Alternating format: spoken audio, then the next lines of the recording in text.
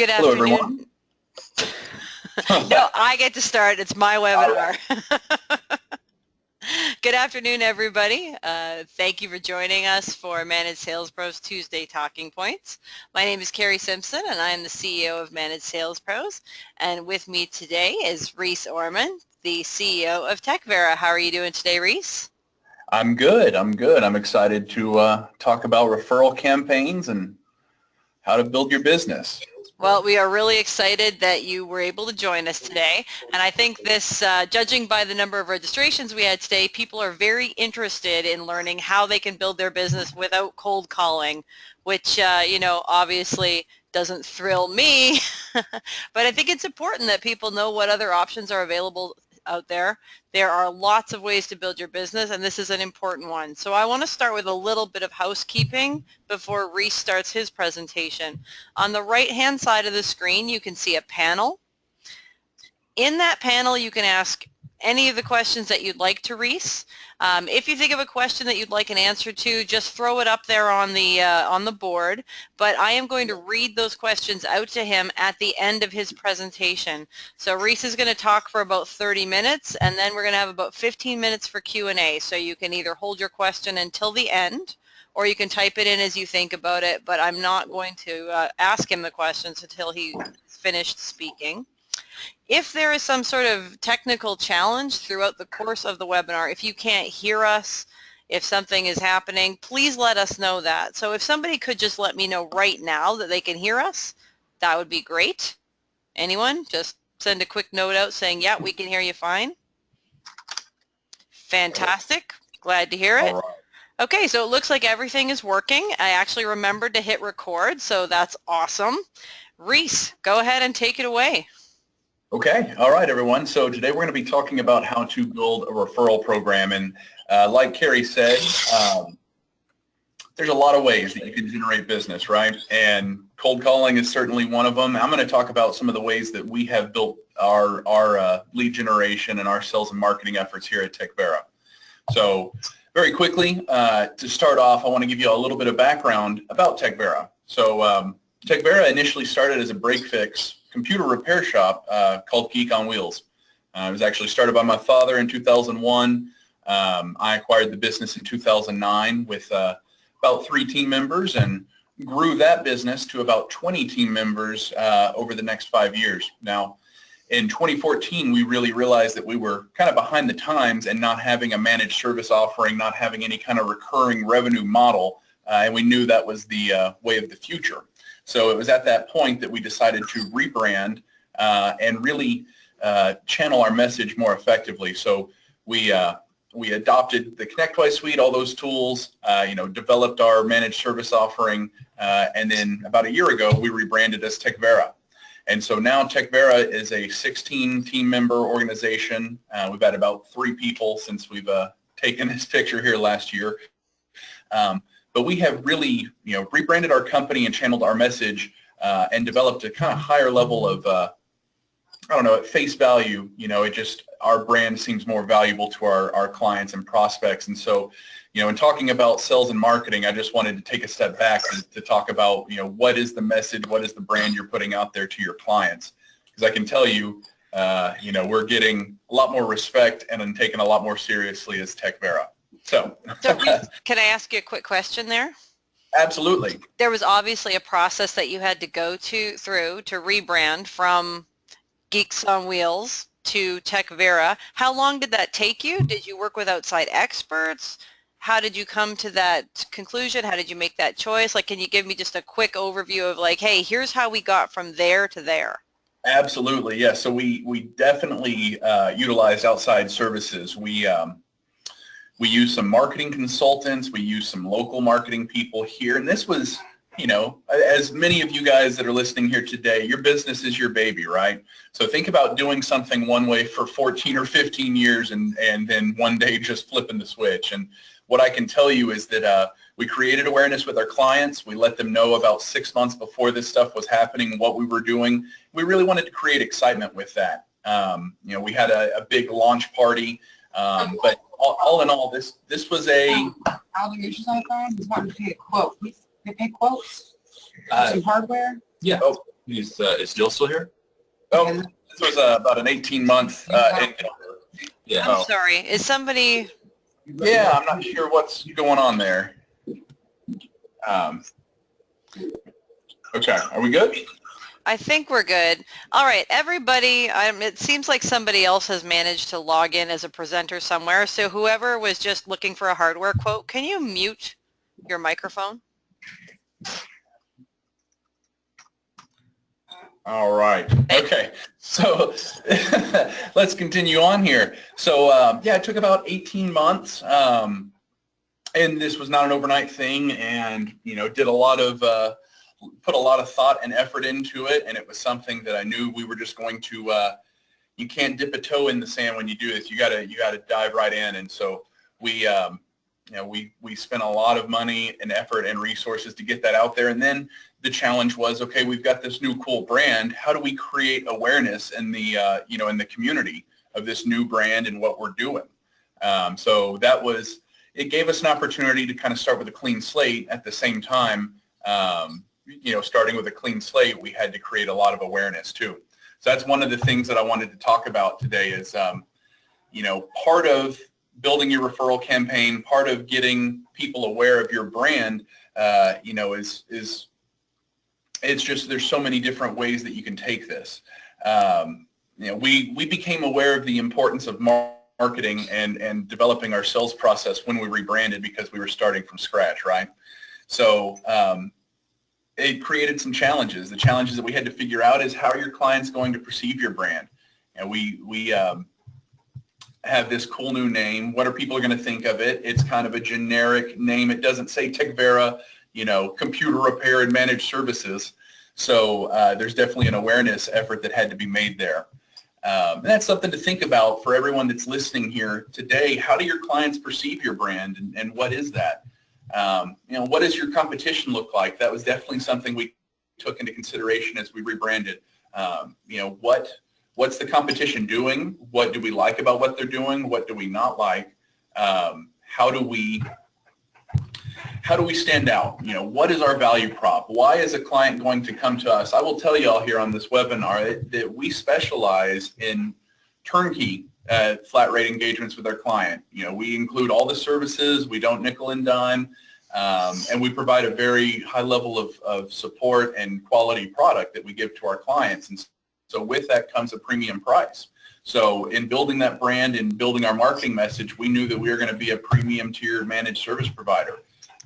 So in thinking about that, what is your value prop to your clients? I can tell you guys that perceived value is a huge thing in our industry. And for my clients, what we do, we help them make money. We help them generate revenue. We bring, we bring efficiency. We bring strategy. We bring peace of mind.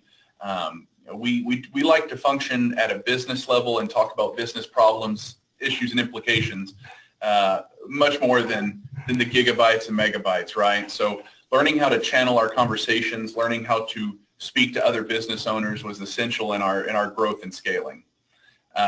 So with that, we started looking at all these different marketing efforts. Of course, adopting ConnectWise, that suite of tools brought us a lot of groundwork there and kind of a platform to handle these things. But we were using a marketing team here to kind of help us with that strategy, developing a 12-month, a quarterly, a monthly strategy with these things. And looking at our funnel, we had to consider a lot of things. We had 14 years of break-fix services, in our past. So it's a lot easier to sell that one-time project, right? Or to sell that, that tangible good to your client. There's a $30,000 project. They need that server. They get it. They understand it. Well, in selling a flat rate engagement, that's a 3-year deal. You're selling air at that point, right? You're selling a promise that your company is going to come in and focus on managing the technology for your clients so they can get back to what they do best. So learning how to sell that, learning how much more involved that process was the first step in loading our funnel. So in thinking about that and thinking about building awareness and building a referral campaign, you've got to think about what your ideal prospect looks like. I know for us, and at TechVera, I know what a good fit is for a client. I know what a bad fit is. And I will tell you, in looking back, one of my biggest mistakes in rebranding and starting to sell managed service agreements is that I did not qualify my prospects as effectively as I should. So that's something to think about, because and Carrie, I mean, you can attest to this, the sales process for a managed service opportunity is pretty involved, right? Yes, and a lot longer than we anticipated when we started our business. So, like I said, I can't tell you how many times I took clients to presentation when I first started doing this that were not going to be a fit for us. And so now, as we've kind of learned from our mistakes, we know who our ideal prospects are, and that's who we market to. And the other part of this, guys, is that maybe your firm doesn't, maybe you guys don't want to touch lawyers, or don't want to touch medical, or whatever the industry is. Find another managed service provider in your area that may specialize in that industry, and build a relationship there and refer business to one another. I've got competitors that do a great job, and if I've got clients or prospects that are not a fit for us, I send them their way. And I can tell you that is another place where we have gotten leads, is by building a local kind of network here and knowing where these other guys specialize. And that was a mind shift for us, going from that kind of break-fix industry where you were very possessive and kind of territorial of your leads. There's so much business out there, guys, and that's another part of the message I want to get out to everyone here, is that as a managed service provider, specifically in the space that we're in, the opportunity is there. You just have to go out there and grab it. So having said that, and thinking about what your ideal prospects look like now, that managed service prospect that's going to do a 3, 4, 5-year deal with you with some good margin, they're a lot more valuable, right, than that one-time break-fix lead, or that project you're going to get with a couple $100 a month in backup and 365 or some one-offs. So that changes the game, how much more value these prospects have now. And obviously, because of the value of those prospects, any of you guys out there that are in a decision-making role at your IT company, you're probably getting lots of different opportunities and people coming at you to bring you those leads. So let's talk about how we loaded our funnel here and how we got those leads. Carrie, did you have anything you wanted to add to that? No, I think you're doing a great job. When I have a question, I'll interrupt you, I promise. Okay, so let's talk about, the key thing we were talking about today was a referral campaign. So building your referral campaign, and I want to tell you all how I've done this, because you can wave the carrot, you can incentivize and give people money or a gift or credit on their account all you want, but I will tell you honestly that my best source of referrals have been the champions. So if you're a firm that already has clients in your managed service agreements, dig through your CRM or ConnectWise, whatever you're using, and find your champions. Find that, they always love us at ABC company, and John Smith over there, he always tells us how we do such a good job, and we saved the day when they're when they got crypto and we had their backups and had them back up and running in a couple of hours. So be thinking about those clients that you've really brought value to, that understand what you're doing, and ask them for leads. I think that's one of the biggest things in our industry that guys don't do. Let them know, hey, we're in an effort to grow. Hey, we've been, hey, Mr. Smith, we've been doing work for you guys for 5 years now, and I know you've always been really satisfied with the work we're doing. I'm starting to grow the business, and I was wondering if you had any colleagues, fellow business owners that you know of that maybe are having some challenges when it comes to the technology area, or maybe they're growing. Maybe you've got a friend that's got a business that's growing and they need help. And that's been a huge source of lead generation for us. And with that, guys, this isn't a one-time thing. You've got to be consistent in asking for referrals, and also letting your clients and your champions now know what you're looking for in a good referral. And so We do at TechVera, we do technology business reviews, either 2 to 4 times a year, depending on our engagement with our clients. We're sitting down with them and we're talking high-level business issues. We're looking forward at any kind of challenges or any kind of upcoming, moves or projects, anything that they may have.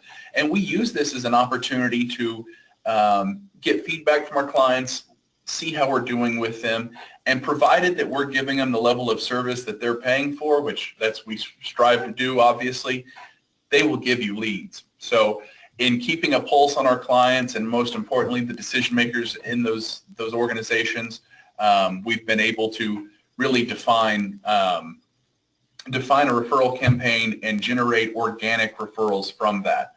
And so organic referrals is one thing. The other thing we've done that's been very successful here and we just established in the last few months is a very structured referral campaign. So this has been more effective for not just the decision makers at the business, but all the different levels of employees. Maybe there's that admin or receptionist that just loves your company and you guys have saved the day for them. We have done some email campaigns and marketed to our clients and created awareness and said, look, we're looking for clients that fit, our flat rate program. Here's the ideal qualities of one of our prospects, and if we're able to get them to into a contract, into engagement with TechVera, we're going to send y'all a $500 gift card, Visa gift card or something like that. And that's been really, really effective, guys. You got to think about the value of these leads and how you can incentivize an entire organization to be looking out for you. You've got a 15, 20 person company you take care of. Now instead of the decision maker and maybe, some C-level people there, now you might have 10, 15 champions for you, or at least people that are aware of your campaign that can be working for you. I love that idea.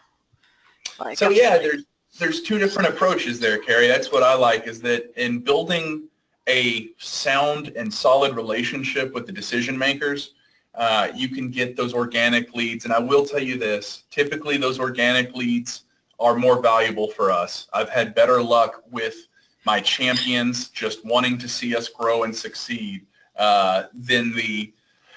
than waving the carrot of the $500 gift card. Now it has worked, but they're just different attacks and they're different ways to reach different levels of people in these organizations.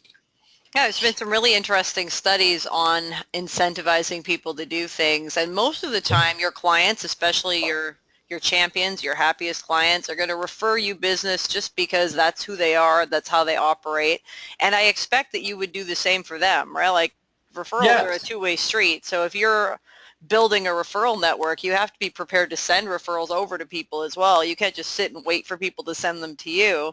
But I love the idea of that $500 gift card going to anybody in a client company that's sending the lead your way. Like a receptionist, for example, who's learned that one of their biggest clients are moving offices, that's an amazing lead for a managed service provider. And while a $500 gift card may be nothing to the CEO of that company, that $500 gift card is going to be a pretty nice incentive for somebody who just had to make an introduction. Absolutely. And kind of bouncing off the point you were talking about with referrals there, Carrie, I really make it a point to learn about my client's business, what their value prop is, where they stand out, and I look for opportunities to do business with my clients as well. One of our clients has redone all the flooring at my office, right? Yeah. It's a flooring and carpeting company. So, look for ways to support your clients as well, and it comes back, guys. It always comes back. It's just a matter of building that relationship, letting them know that you guys are in this together. And as a managed service provider, your goal with your client should be, this is a high-level point that I like to make. Think about what you can do to allow your clients to be more efficient. If you're working with attorneys, what can you do to get that attorney to bill out 2 or 3 more hours a week? Those are ways that you can help your clients increase their revenue, increase the needs for their technology. If your clients are growing and they're adding employees, that's usually a good thing for y'all, right?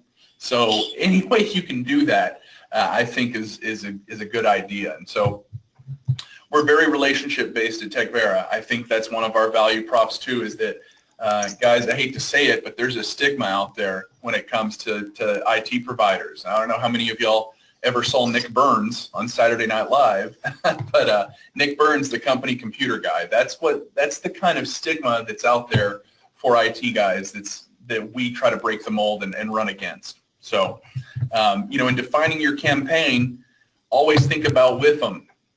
I don't know how many of y'all heard this acronym, but what's in it for me? That's where those gift cards, iPads, that's where those little kind of one-offs become valuable.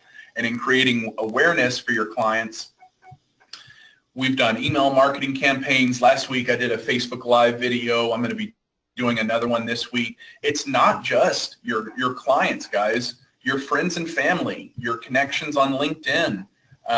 You would be surprised, actually, and I didn't put this in the slide deck here, Carrie, but one of my biggest champions has been someone that I met through LinkedIn, just brute force kind of research messaging. That's a whole nother topic, LinkedIn networking. But I found someone that was, interested in our services. I went and met with him. That business wasn't a fit for us, but he moved on to another business and ended up referring us to 2 very good clients. And that lead cost me nothing, guys. I reached out, I talked to him, met a guy, went out, and built sort of a champion out of a stranger, right? So that's one more way that you can that you can build your marketing and sales engine. In terms of building and defining your referral campaign, before people can give you leads, you have to let them know a few things.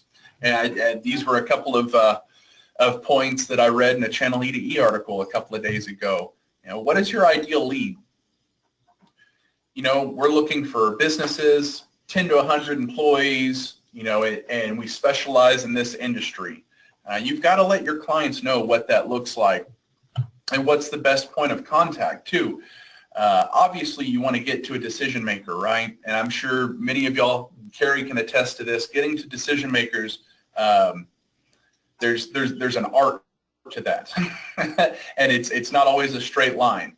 So maybe you have to get a point of contact that's with, within a jump or two of the end decision maker and start from there. That's one of the ways I do my LinkedIn kind of brute force networking, as I call it, is that I will connect to people in the organization, do some research before I hit the decision maker.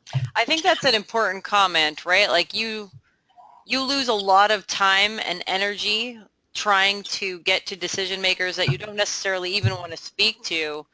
You can qualify and should qualify an opportunity well before it hits the decision maker's lap, right? Anybody that picks up the phone, you can qualify a lead with. So if somebody gives you a lead, first you want to find out, do we want to do business with them? They don't necessarily know all the nuts and bolts of what's going to make a fantastic opportunity for you.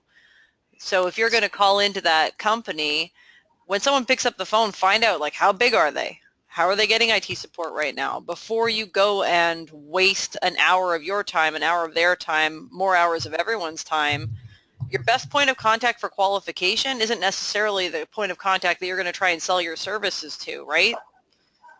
Yes, that's right. And you guys know, being business owners, you are just bombarded every day with people calling directly out, right, and looking for you for whatever it may be. Health insurance and credit card processing, all that kind of stuff, right? So in reaching that point of contact, maybe you get to an office manager, maybe you get to the CFO, but in building a conversation there, qualifying that lead, you can find out a lot. And Carrie, I'm sure you guys experience this a lot. Sometimes they unload on you and tell you, oh my God, I'm so glad you called. We are having these problems. We called this guy last week. He said he'd be here Tuesday. It's Friday now. Oh my gosh, we are just struggling. That is gold there. They are giving you excessive spend. They're giving you frustrations. They're giving you things that you can really help to position the value of your organization to solve that business problem. And that's going to be more through your sales process, I would think. and building your referral campaign, asking for those leads. You may not get to the meat of the core problems they're going to have, right? You're going to figure that out through your discovery process. But your clients need to know what business problems you solve. And these are really some important things to know for your clients to know. And another point that I didn't add on here is that, guys, give your champions swag and marketing materials. Give them business cards. Get business cards that stand out. I don't know about you, Carrie. I think that's something that always resonates with me. I like a good business card. We have little trifold kind of pamphlets. You don't have to unload on them and give them a ton of this stuff, but give them enough of this stuff that if they're, meeting, a fellow business owner or a colleague or something, they can kind of tee that up and just give that card to them. Say, yeah, Reese and his guys at TechVera, they are awesome. Let me grab one of his cards for you. Boom. I like a good pen. Yes. Like a nice one, not one that I'm going to throw in the garbage before I leave the hotel, right? Like a nice pen, well branded, writes nicely. A handful of those, people can hand them out. They've already got your phone number on them. Everyone always needs. I love pens. Yes. Yeah, and Carrie, on that note, one of the things that we've explored is with some of your vendors, guys, you can do co-branded marketing materials, and they will float the cost of it. There's ways that you can get your brand out there. I will give y'all a tip that's pretty solid here. When we do our onboarding, so that we make everybody feel the value of what we're doing, we typically replace all the equipment at our client's office. We do a rip and replace project on the front end of our engagement. When the employees come in on Monday, we typically do them over the weekend. When they come in on Monday, they've got a mouse pad that's got all of our stuff. We leave mints on their keyboard. We leave some nice TechVera pens. We do an onboarding training with them. We bring them breakfast, and my team hangs out there that day. I mean, think about being an employee at that business, having all that frustration in the past with your slow old computer that got passed down to you. You come in on Monday, you've got all this new equipment. It's rocking and rolling. That team did a good job on the project, so you're not having any problems with it. Think about the value that you have just injected into that company on all those different levels. I love the idea of having somebody on site for the onboard day. I can tell you from a prospecting standpoint, when we are hunting for opportunities for clients, the first thing that we're going to do is try and find out where the company that they're working with now fell down, and we're going to start poking holes in it. So if you onboarded badly 2 years ago, we're going to find out. And then we're going to slowly but surely continue to remind them about that shitty onboarding process that they went through and how they didn't get things done as agreed and on time and. The more holes that you create that we can poke things through, the more likely it is that we're going to steal that business from you come renewal time. So having those people on site, making that process seamless, like onboarding is one of the best times to create what I would describe as a bulletproof relationship with your clients. Yes, I agree completely. We take that very seriously here. And a lot of times it's more than one of my team members, and we'll come out, we'll do a little quick training with them. We shoot them some video showing them the ways they can access us if they need service. And you got to think about the water cooler conversation that's going to go on at that business after you leave. That's the most important thing. That having a strong onboarding, having a strong presence from the beginning sets the tone for what you're going to do, and it will differentiate you from the other companies that don't take that stuff seriously. I don't think that you can't ask for referrals like right then and there, right? Once everybody's like reeling about and they're happy and they're excited and you've created this great buzz in the company, everything's brand new and shiny and working perfectly, boom, like just swoop right in there and say, hey, who else do you know that would like to experience something like this? Who in your network might be experiencing X? And what we found, somebody threw a question in here, Reese, about BNI groups and networking in BNI groups. And I just wanted to share quickly one of the things. So I belonged to a BNI group before we became a niche-specific calling company. When we started, we were just a company called Cold Calls, and we would cold call for anyone who would pay us. So I belonged to a BNI group, and there was an MSP in my BNI group that made out like a bandit. And instead of saying things like, hey, who do you know that could use great tech support in their little 1-minute presentations, they would try to identify sales triggers like, who do you know that's moving offices this year? So Yeah. instead of having people rack their brain trying to come up with like, who needs IT support, think about those sales triggers. What is the perfect time to change providers? What are the things that are happening in businesses that makes it necessary for people to consider changing IT providers? A move is a perfect example. So at BNI, for example, instead of saying, who do you know that might need IT support? Who do you know that's moving offices? Who do you know that's adding headcount? Who do you know that insert sales trigger action item here? Right? Those are the ways that you can ask for referrals. Yes, and that's a great point, Carrie. One of those triggers that we have used, the worst thing that can happen is that you can ask for a lead, and this is what happened to me. I'd ask for referrals in the past, and what did the business owner say, or that person? Well, yeah, I'll think about that, Reese. I mean, you got to push forward. You have to be a little more aggressive than that and lay the tone of what you're looking for. But in having a little bit more in-depth conversation and saying, yeah, do you have any colleagues, do you have any friends that have growing businesses? Guys, you'd be amazed how many leads that we get organically that are clients that have outgrown their current situation, okay? What is the current situation usually? Bob in accounting handles the IT stuff and he's getting overloaded because we're growing. The business owner's son-in-law comes in and handles stuff on the weekend. You know how easy it is to crush that, especially for a company that's growing and those problems are being amplified. That's one of the biggest things that we sell against. And then if they do have an engagement with a provider right now, figuring out, like Carrie said, figuring out if they're able to make a buying decision right now. Maybe they're not. Maybe they're in a contract for the next 6 months. Okay, well, cool. What I'm going to do is put them on a drip campaign. I'm going to mark this in my CRM. My marketing team is going to get on them, and we are going to slowly build brand awareness.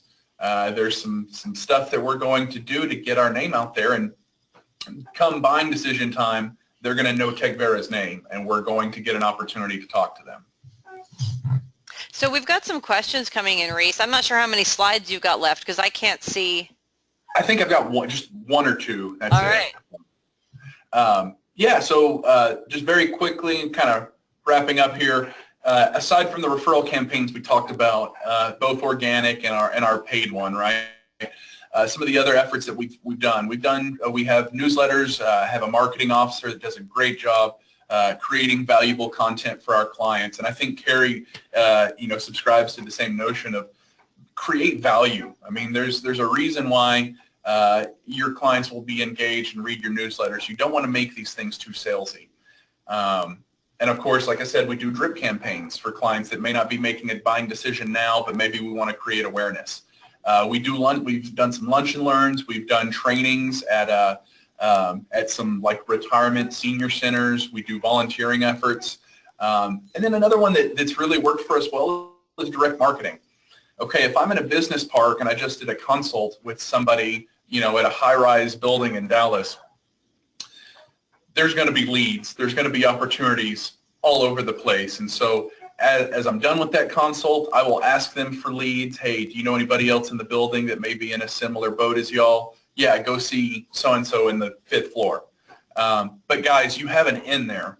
I know direct marketing is a hard thing for people to do, but if you just have the cojones to go in there and say, hey, my name's Reese, I'm with TechVera. I was actually doing a consult with your neighbor next door.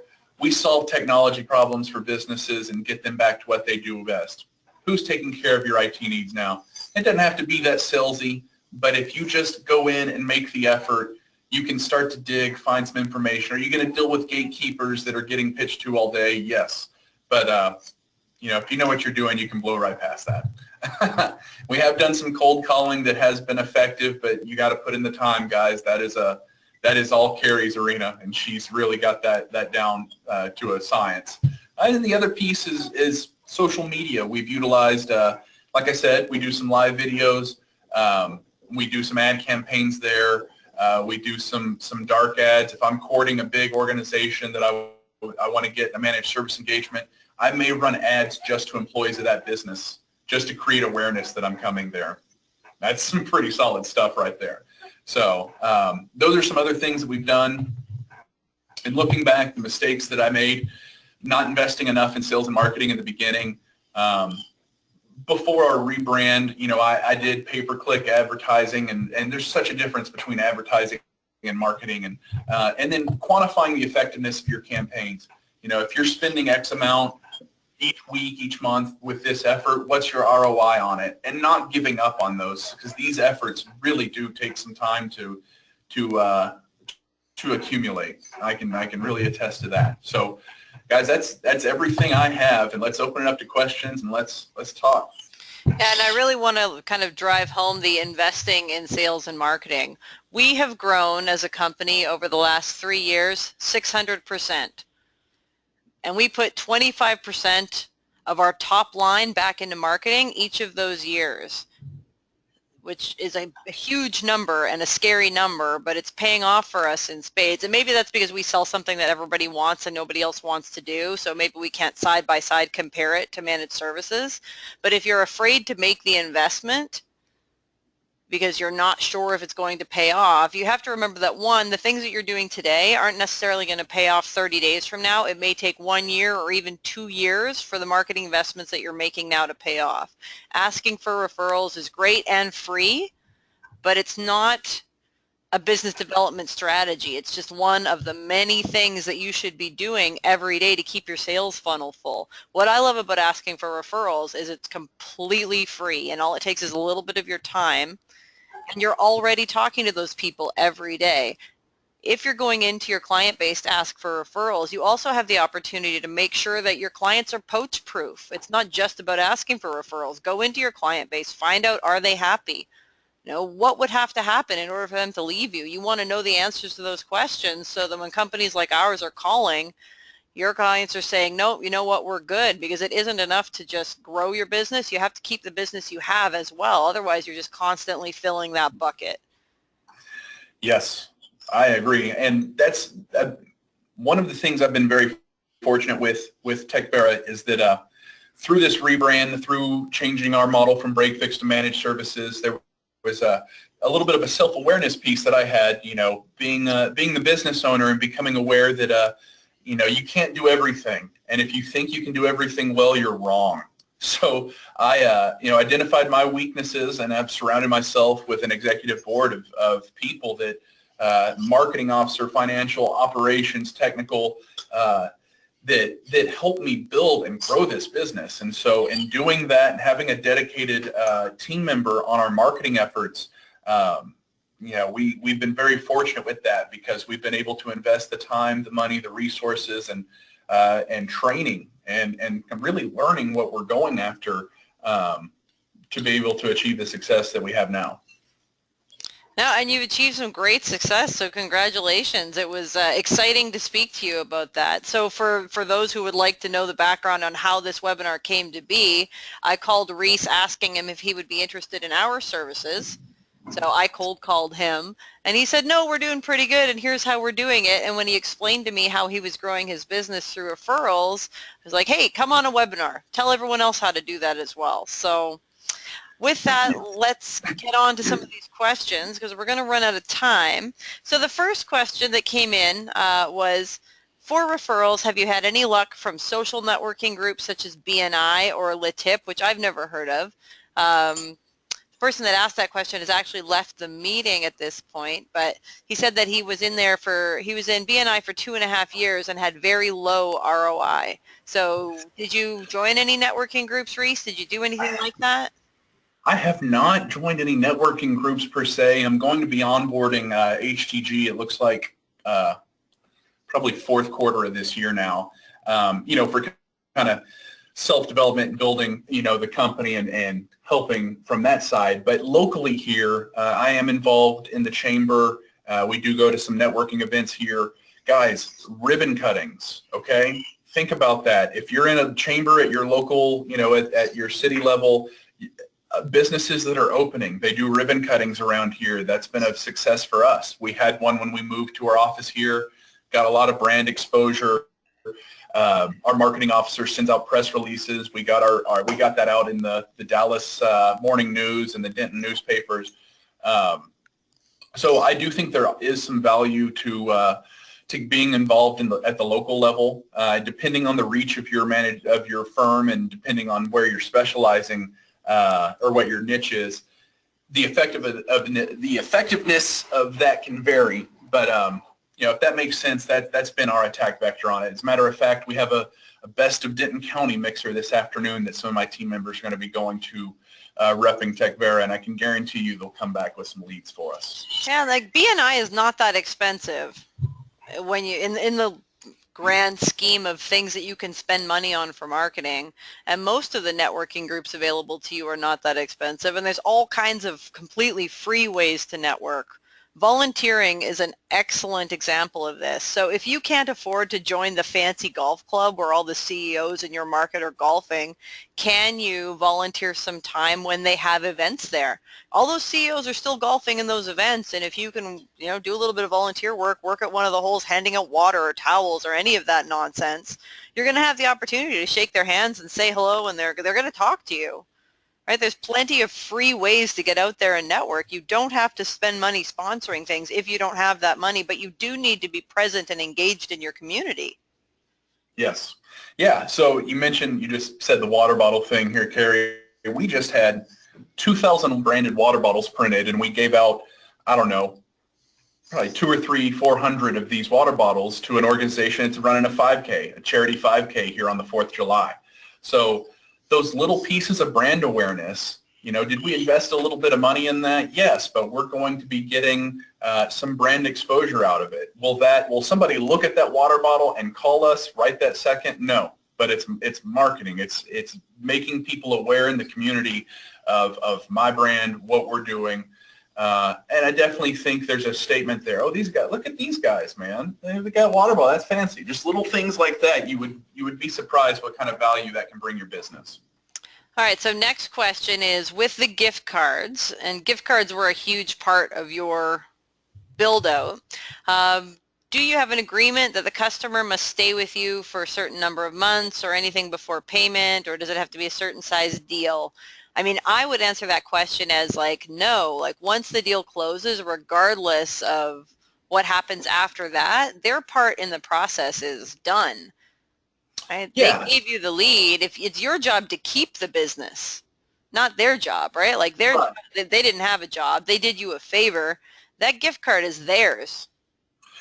Yeah, so here's how we got to the gift cards, Carrie. We actually started with if you send us a referral, we will credit your account a month of what, you know, so let's say I've got a client, they're paying us $1,000 a month. If you refer me someone and we end up getting a deal with them and they're a $3,000 a month client, we'll credit your account, you know, a month of their service. Well, that kind of got out of hand when I had some of these smaller clients that, you know, that were sending us bigger referrals, right? Maybe they were getting 3, 4, 5 months of service. So we decided, you know, and that worked. It had its pros and cons. The other side of that, guys, is that your client that's a $3,000, $4,000 a month client, you know, they're not going to really shake a stick when you send them. They send you a little small lead, and it takes their bill down 25% for that month. So we decided to normalize it around a $500 gift card. We do have a you know, pretty solid contract for these clients, and so once they've been booked in our flat rate agreement, you know, I'm not worried about the longevity of the contract. We are so sticky with our clients, guys, that, you know, we're managing every part of their technology to their phone systems, email, help desk, everything. So we're sticky, guys. If you're a competitor of mine, you're trying to wedge yourself into one of my clients, like, good luck. I mean, we are intertwined. Well, $500 for a deal is a very low cost of acquisition too, right? Of course. When we work on a pay-for-performance basis with our MSP clients, we're charging $1,000 just for the lead, just for the introduction, right? So if you're thinking about, you know, $500 in exchange for, you know, a 3-year, $1,000 a month managed services contract, you're really looking at lead generation or opportunity generation or cost per acquisition completely incorrectly. Right? $500 for $500 for a closed deal is nothing.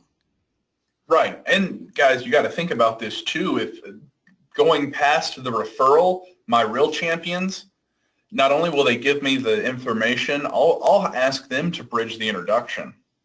That can be done in a phone call. That can be done over an email. It's a warm lead. What I'm getting at is that when I get a referral, I'm super excited because our probability of closing that into an engagement is high. That's going to be one of our highest probabilities of closing is a referral. Okay, next question, because we have a few more that I didn't see that are coming up. What was the total cost for your rebrand, and how long did it take from inception to completion?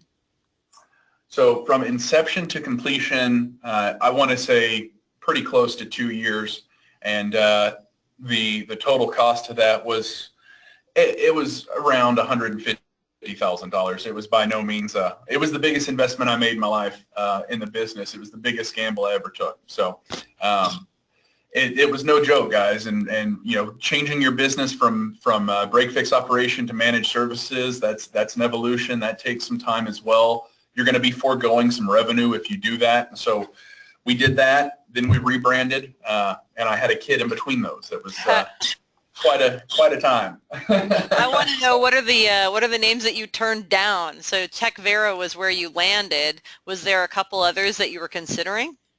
Yeah.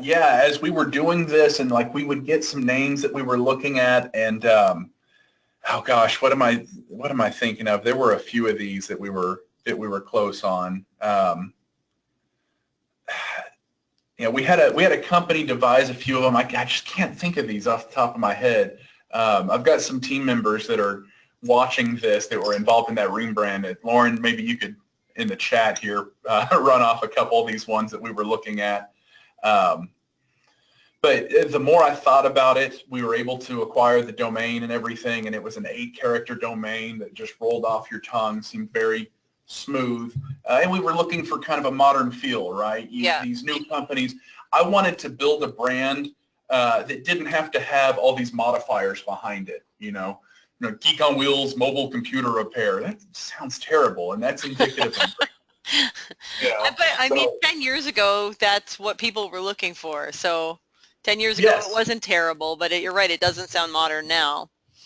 Yeah, and so that was something that in taking over the organization and becoming aware of kind of the fact that we were dated, I knew that we were going to have to invest in a lot of tools and a lot of training to ramp up. And so that's where I've aligned my organization, you know, with the cream of the crop when it comes to tools. And you've got to be willing to spend the money, guys. When I was a little computer repair shop, I was always looking at where I could save money or you know, save an extra couple dollars on a part or whatever. You know, now that I'm very much more sales oriented, it's like, oh, you guys need this? That's cool. I'll go close another deal. Done. You know? All right, so this is the final question, and of course it's a loaded one. Thanks very much for sending that in, Joe. What is your experience with cold calling for managed service agreements? Are there any methods that are more effective than others, and are there any power phrases you use that have been particularly successful? You better answer this one right, Reese. Yes. So cold calling has been very hard, guys. I will not lie.